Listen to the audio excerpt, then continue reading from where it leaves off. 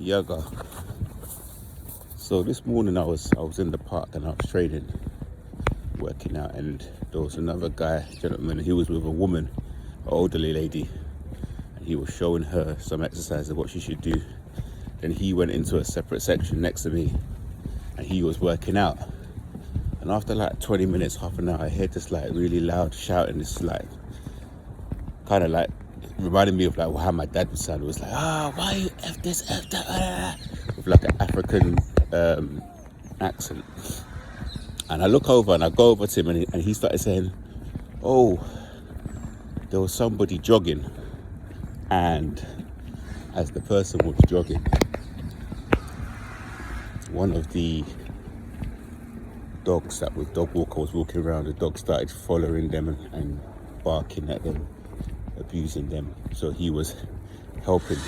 So he was saying to the owner, go and collect your dog. Now, this exact thing happened to me about a month ago, like a few weeks ago, where there was a lady in the park and she was just skating around, and some little dog came and started chasing her and barking at her.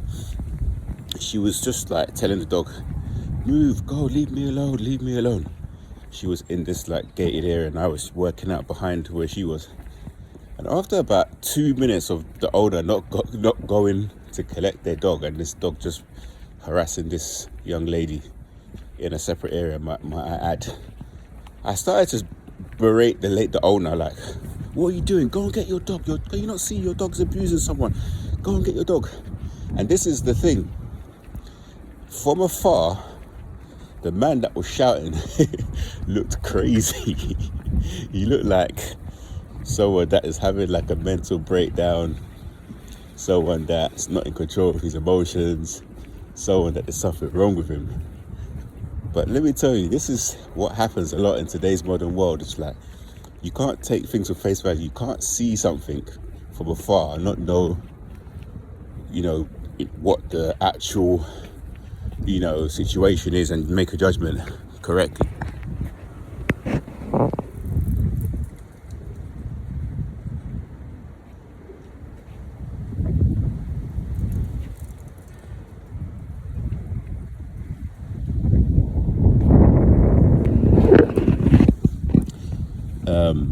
Make a judgment call and say without knowing what's going on.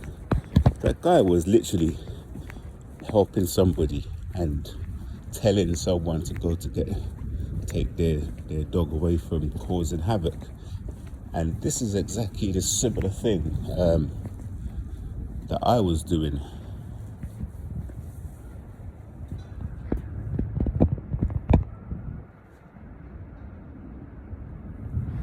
And I was saying, take your dog away, blah, blah, blah. And it's similar to, it just reminded me about how these cretins behave during the reactive abuse, during this kind of provoking spirit. They will do something which is like unhinged, or put you in a motion for you to become unhinged. Then they'll cry about it, and then they'll record your response. Like, that woman could have called a park ranger. She could have called the police on this man, mind you. And it would have looked like the man was abusing her, albeit it was actually her dog, her untrained dog, who was attacking an innocent jogger. And that's what would have happened when I started shouting at the dog owner as well, because the guy was talking about how, he'd been bitten before, and I've been bitten before, and I still have a lot of time, a lot of care for dogs, big dogs, dogs that may come across as aggressive. I still really enjoy those type of dogs. I haven't got any grudge. But these owners these days, they have these dogs of all sizes, and they don't train them. They don't understand the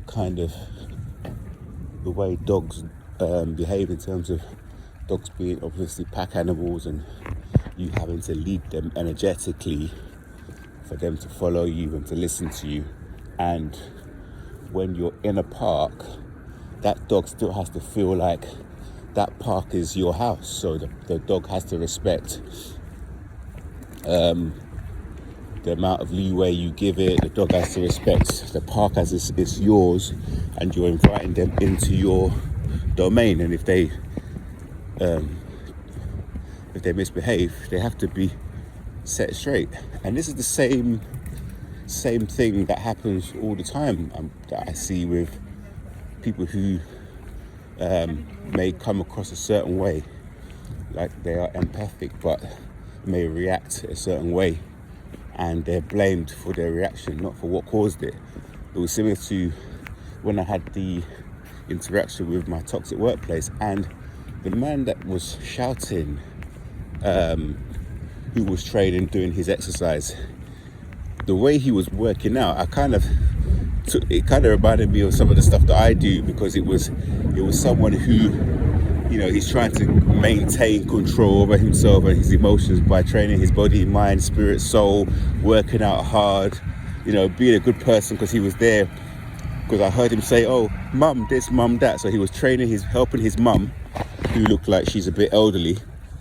And you have someone who does not have any control, who doesn't have any accountability, someone who doesn't have any empathy, basically, for others, behaving in a way which triggers us to act out of our usual, or lose our cool, and then we're blamed for it. So there's also cases. I think that her name was Gabby Petito. I don't know her name properly. Gabby Petito, the girl that was killed by her boyfriend, and the police stopped them.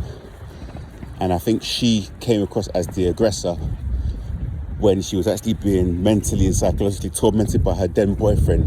I think his name was Brian, and he ended up killing her and then killing himself. But the police had an opportunity to prevent this crime when they had stopped them on their trip. If they had asked more questions and tried to get to the bottom of why she was so upset. And she was so upset because she was at her wit's end. This is what usually happens in narco abuse, where you're pushed to the limit that we end up doing something. We end up going out and cheating on them. We end up beating them up. We end up maybe killing ourselves, killing them, killing other people. People in toxic workplaces who walk in with guns and shoot everybody in the workplace. People in toxic, these things. I think there's actually a true crime case where a guy did this, where his colleagues called him by his race, I think Black George or something like this, and then in the end, he walked in, he shot everybody, and then he went and he tried to commit suicide by crashing into a lorry.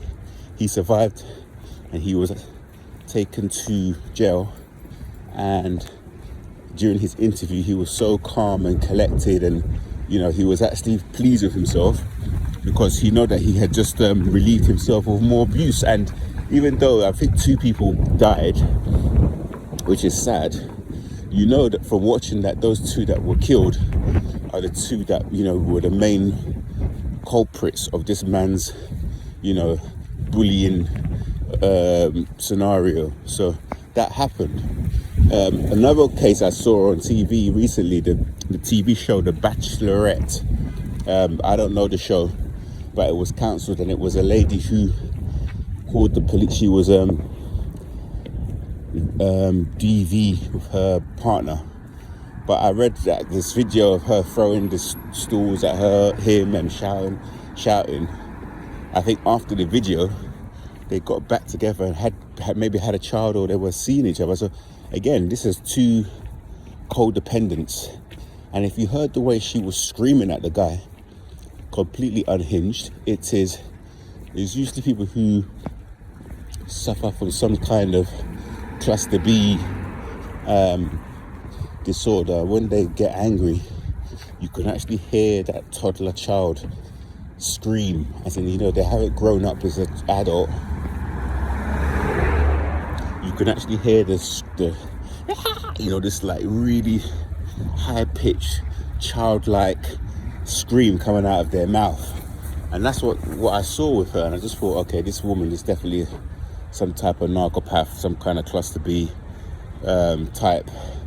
So that's something to chew on. When you see people from a distance, and you see, someone is attacking someone or acting in a way on a video which may seem a little bit weird or strange, don't always judge it.